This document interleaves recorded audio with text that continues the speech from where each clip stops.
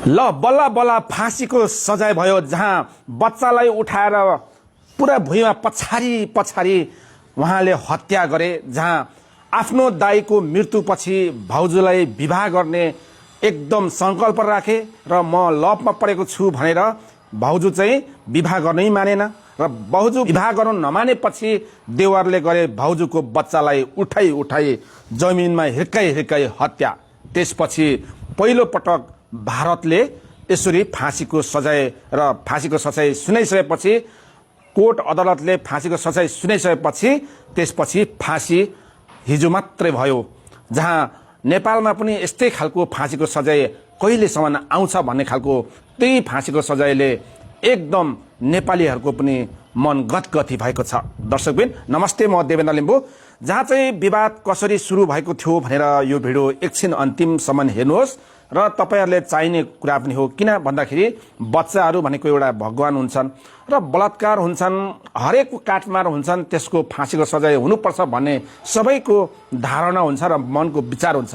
किनभने मान्छे जस्तो मान्छेले व्यवहार गर्न सकेन भने कसरी समाज हुन्छ र देश हुन्छ र कुनै व्यक्तिहरू यस्तो राक्षस निस्किन्छन् कि जहाँ सोच्नै नसकिने आङ श्रृङ्ग हुने, त्यस्तो मान्छेलाई यस्तो सजाय दिनुपर्छ कि जहाँ भिडियो बनाई बनाई भारतको जस्तो जहाँ अहिले एकजना बालिका थियो 13 वर्षको बालिका, त्यसलाई पनि त्योभन्दा थोरै अगाडि 30 जनाले 5 दिनसम्म कोठामा राखी राखी त्यसलाई बलात्कार गरी गरी बेहोस बनाएको थिए र ती बालिकालाई सोद्धाखेरि यो बीचमा प्रहरी पनि पर्छ र म मर्यो भने प्रहरी पनि पर्छ भन्ने खालको आवाजहरू भाइरल भयो थियो।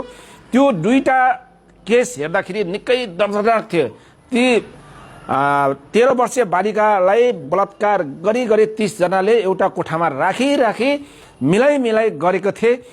त्यसलाई चाहिँ फाँसीको सजाय भने भएन, त्यो भने पुरै 30 जनाले रोडमा डोरीले बाँधेर कुट्दै कुट्दै गाउँलेले पिट्दै पिट्दै प्रहरीले पक्रेको छ, कुट्दै कुट्दै गोरु चुटाई, भैँसी चुटाई, राँगा चुटाई समत गरे।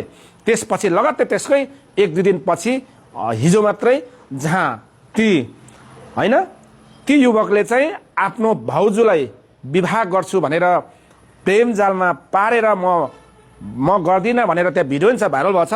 म गर्दिनँ, म भर्खर मात्रै तेरो दाजु मरेको हो, त्यसकारणले म गर्दिनँ, मेरो सानो बच्चा छ भन्दाखेरि यस्तो नाथे तेरो सानो बच्चा भनेर उठाएर सानो हेर्दाखेरि पनि 1 वर्षको होला त्यो बच्चा है, त्यो भिडियो देखिन्छ। पुरा म त्यो भिडियो त्यहाँ लाउँछु। यस्तो हानेको छ, पुरा पछारेको छ, भकुण्ड पछारै यस्तो तल जमिनमा अथवा यस्तो रोडमा पछारी पछारी उसको चाहिँ हत्या गरेको थियो। त्यसपछि त्यो भिडियो भाइरल भएपछि त्यसपछि के भयो त दर्शकबिन, त्यसपछि 40 दिन अथवा त्यसमा कोर्टले फैसला गर्यो कि फाँसीको सजाय। वाह, ताली, पहिलो पटक भारतले पहिलो कदम चाल्यो।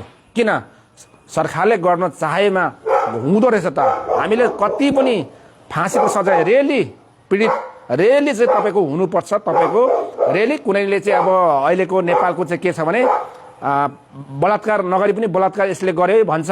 श्रीमानले श्रीमतीलाई नि श्रीमानले मलाई चाहिँ बलात्कार गरेर केस पनि दर्ता भएको छ। यस्तो कानुन फेतुलो छ हाम्रो नेपालमा। आशा छ 2 सरकार छ के गर्छ कि भनेर। श्रीमानलाई देखि श्रीमतीलाई बलात्कार हुन्छ? यो चाहिँ कहाँको नियम, कहाँको कानुन? नचाहिँदो जे पनि गर्दाखेरि हुन्छ, जे पनि भन्दा नि हुन्छ हो। यस्तै बच्चालाई चाहिँ मार्ने, हत्या गर्ने यस्ता चिजलाई चाहिँ पक्कै फाँसी हुनुपर्छ। किनभने बलात्कारलाई फाँसी दिँदाखेरि गलत मान्छे नै पर्यो भने त्यो फेरि ठुलो पाप हुनेछ फाँसी दिँदाखेरि। तर बलात्कार गरेको त जेस प्रमाण चाहियो नि त है। कुनै मान्छे यहाँ नेपालमा धेरै बलात्कार गरेको मान्छेहरू फसेको छ, केटाहरू, त्यो त्यहाँ जेल जीवन बिताएर निस्किने मान्छेहरूले रेली कुराहरू पनि भनेछ। एकजना गर्ने एउटा राजनीतिको पावरले दोस्रो व्यक्ति अलिकति सोझो मान्छे जाने पनि थुप्रै छन् यहाँनिर नभएको होइन।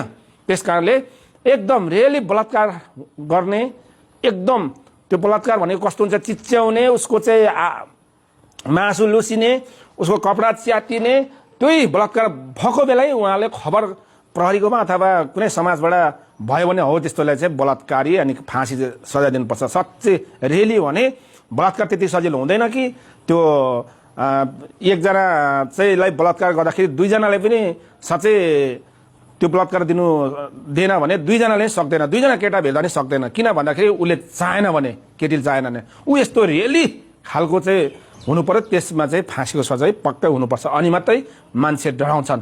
भारतले गरेको यो कुराले अहिलेसम्म भारतले पहिलोचोटि चाहिँ फाँसीको सजाय दिएको छ।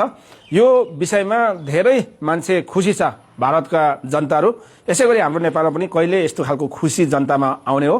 एकचोटि त्यस्तो मात्रै गर्यो भने बीच चौडामा चाहिँ के गोली ठोकेर हानेर माने कि त फाँसी हानेपछि न मान्छेको हत्या हुन्छ, न बलात्कार हुन्छ, न केटाकेटीहरूलाई त्यो खालको चाहिँ उठाइ मारी मार्छन्। यो विषयमा कस्तो लाग्यो? कुन देशदेखि मेरो चाहिँ च्यानल हेर्नुहुन्छ, मेरो यो आधिकारिक पेज, आधिकारिक मेरो यो टिकटक, आधिकारिक यो युट्युब कहाँ कुन देशदेखि हेर्दै हुनुहुन्छ? Malaysia, Qatar, Saudi, UK, Hong Kong, अन्य देश कहाँदेखि हेर्दै हुनुहुन्छ? तल कमेन्ट गर्नुहोस्। नेपालको कुन भूभागदेखि हेर्दै हुनुहुन्छ? र जस्तोको त्यस्तै मैले भनेका र भारतले गरेको के तपाईँलाई मन पर्यो त्यो कमेन्ट गरेर मलाई फलो गर्नुहोस्। हस् त, यस्तै कुराहरू म फेरि लिएर आउनेछु।